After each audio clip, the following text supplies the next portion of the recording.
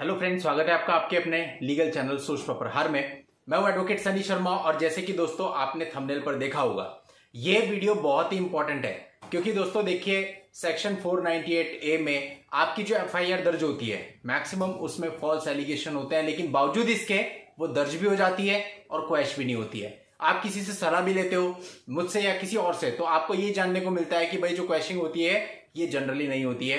High court का मानना ये होता है कि मामला चलेगा, मामले में देखा जाएगा, तो जो क्वेश्चनिंग होती है वो 20% मामलों में ही हो पाती है। 80% मामलों में हाईकोर्ट क्वेश्चन नहीं करती है, यानी कि इस मामले में हाईकोर्ट थोड़ा सा टाइट रहती है और हाईकोर्ट ये कहती है कि मेरिट के बेस पर मामला तय होगा। ऐसे में दोस्तों यदि कोई जजमेंट ऐसा आ जाए जिसमें कि ये हो कि पूरी की पूरी एफआईआर ही क्वैश हो गई, ऐसा नहीं कि केवल कुछ लोगों के नाम हटाए, पूरी की पूरी एफआईआर ही क्वैश हो जाती है और लेटेस्ट जजमेंट 2 जुलाई 2021 का ये है, तो जाहिर सी बात है दोस्तों, ये जजमेंट अपने लिए बहुत ही बढ़िया हो सकता है। और वैसे भी इस जजमेंट के अंदर जो 2 पॉइंट हैं वो ऐसे पॉइंट हैं जो लगभग सभी के पास होते हैं, यानी कि अगर इस जजमेंट को यूज किया जाए तो उन 2 पॉइंट्स के बेस पर आप अपनी एफआईआर को भी क्वैश करा सकते हैं। तो आप लोगों के लिए बहुत ही इंपॉर्टेंट वीडियो है दोस्तों, इसको बिल्कुल मिस मत करना, आखिरी तक पूरा वीडियो देखना। लेटेस्ट जजमेंट है, अपने मामलों में यूज करके आप इससे राहत पा सकते हैं। फॉल्स 498A के मामले जो आपके ऊपर दर्ज होते हैं उनको आप तुरंत खत्म करवा सकते हैं, बच सकते हैं। तो दोस्तों पूरी जानकारी के लिए मेरे साथ आखिरी तक इस वीडियो में बने रहिएगा और चैनल को अभी तक सब्सक्राइब नहीं किया है तो चैनल को सब्सक्राइब करके नोटिफिकेशन बेल पर जरूर क्लिक कर लें, ताकि फ्यूचर में जब भी आपके लिए इस तरह की लेटेस्ट अपडेट मैं लेकर के आऊं उसकी जानकारी तुरंत आप सबको मिले। तो चलिए दोस्तों मामले को पूरा समझ लेते हैं, मामला है क्या। इस मामले में पति पत्नी दोनों का विवाह 2015 में हुआ। उसके बाद इस विवाह से उनकी एक बेटी हो गई। इसके बाद दोस्तों वो सब साथ में रहने लगे, मतलब कि इन लॉज हस्बैंड और वाइफ सब साथ में रहने लगे, उनमें झगड़ा हुआ।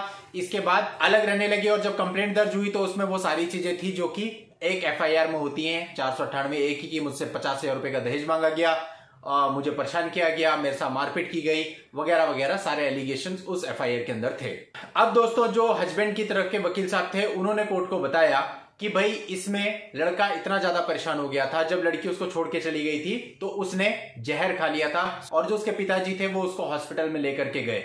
और ये जो एफआईआर दर्ज हुई है ये फेक है, सारे एलिगेशन जनरल हैं जो कि 498A और डाउरी एक्ट के जो प्रोविजंस हैं उनके इंग्रेडिएंट्स नहीं है। अब दोस्तों देखिए, पहले मैं आपको धाराएं बता देता हूं एफआईआर में कौन कौन सी है। 498A, 323, 294 का सबसेक्शन बी, 114, 3 और 7 ऑफ डीपी एक्ट, यानी कि देखिए कितनी सारी धाराएं इसमें लगी हुई हैं और इसमें से अधिकतर धाराएं आप सब लोगों के मामलों में भी होती हैं। अब दोस्तों पहली चीज तो ये कि जैसा इस लड़के ने किया ऐसा आप लोगों को कभी नहीं करना है, क्योंकि अगर फॉल्स केस है तो वो आपके फेवर में रहेगा, क्योंकि जो भी व्यक्ति झूठ बोल रहा है वो उसको दर्ज तो करा सकता है लेकिन उसको साबित नहीं करा सकता। देखते रहिए दोस्तों इस वीडियो में आगे क्या हुआ। अब दोस्तों जो हाईकोर्ट थी, हाईकोर्ट ने वकील साहब की पूरी बात सुनी, दोनों ही पक्षों के वकील साहब की पूरी बात सुनी और उसके बाद खुद से पूरे मामले को ऑब्जर्व किया। सुप्रीम कोर्ट ने जिन मामलों में डिसीजन लिया है जो इससे रिलेटेड थे उन सारे मामलों को भी देखा और आखिरी में हाईकोर्ट ने 2 पॉइंट बताए।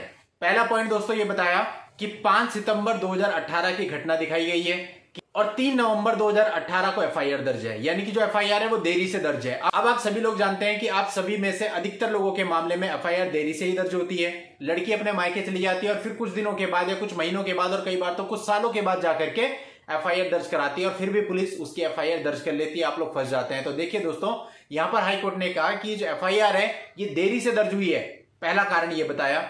दूसरा कारण यह बताया कि जो इंसिडेंट है वो सूरत का है और जो एफआईआर है वो अहमदाबाद में दर्ज हुई है। अब दोस्तों आप में से अधिकतर के मामले में यही होता है, क्योंकि जो इंसिडेंट होता है वो लड़की आपके शहर का दिखा रही होती है और जो एफआईआर दर्ज कराती है वो जाकर के अपने शहर में कराती है। और बल्कि एक मामला तो हमारे यहाँ ऐसे भी चल रहा है जिसमें जो है इंसिडेंट कनाडा का है और एफआईआर इंडिया में आके दर्ज कराई है। तो कहने का मतलब दोस्तों, कायदे से अगर देखें तो ये जुरिस्डिक्शन बनता नहीं है। क्रिमिनल केसेज जो है ये होता है कि जहां का इंसिडेंट होता है उससे संबंधित जो थाना होता है वहां पर आपका मामला दर्ज होना चाहिए। ऐसा नहीं है कि कहीं पे भी जाके 498A की एफआईआर दर्ज कर दी। तो अगर पुलिस ऐसा कर रही है तो गलत करती है, लेकिन फिर भी आपकी 498A की एफआईआर दर्ज हो जाती है। तो यहां पर हाईकोर्ट ने इसको भी एक कारण माना कि इसका जुरिस्डिक्शन भी गलत है। दो तो दोस्तों ये बहुत मुख्य कारण बताए, यानी ये 2 कारण ऐसे हैं जो लगभग सभी के साथ होंगे, सभी के पास होंगे ग्राउंड और इसका फायदा सभी लोग उठा सकते हैं।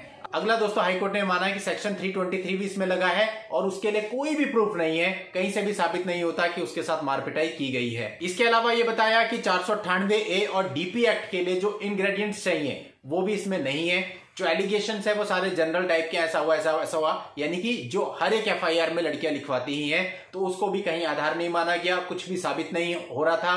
तो हाईकोर्ट ने माना कि इस पूरे मामले को अभी इनिशियल लेवल पे ही खत्म कर दिया जाना चाहिए, इसको चलाने का कोई मतलब नहीं है, और ये पूरी की पूरी एफआईआर हाईकोर्ट ने क्वैश कर दी। देखिए दोस्तों, कितना इंपॉर्टेंट फैसला ये आप लोगों के लिए हो सकता है। जिन लोगों के नए मामले दर्ज हैं और उनके मामलों में ऐसा कुछ है, तो आप लोग इस जजमेंट का फायदा उठा सकते हैं। जजमेंट का लिंक मैं इस वीडियो के नीचे डिस्क्रिप्शन में दे दूंगा, वहां जाके आप इस जजमेंट को पढ़ लेना, डाउनलोड करके अपने पास रख लेना। जब भी आपका मामला दर्ज होता है, आप इसका फायदा उठाना और अपने अपने मामलों में इससे आप हेल्प ले सकते हैं।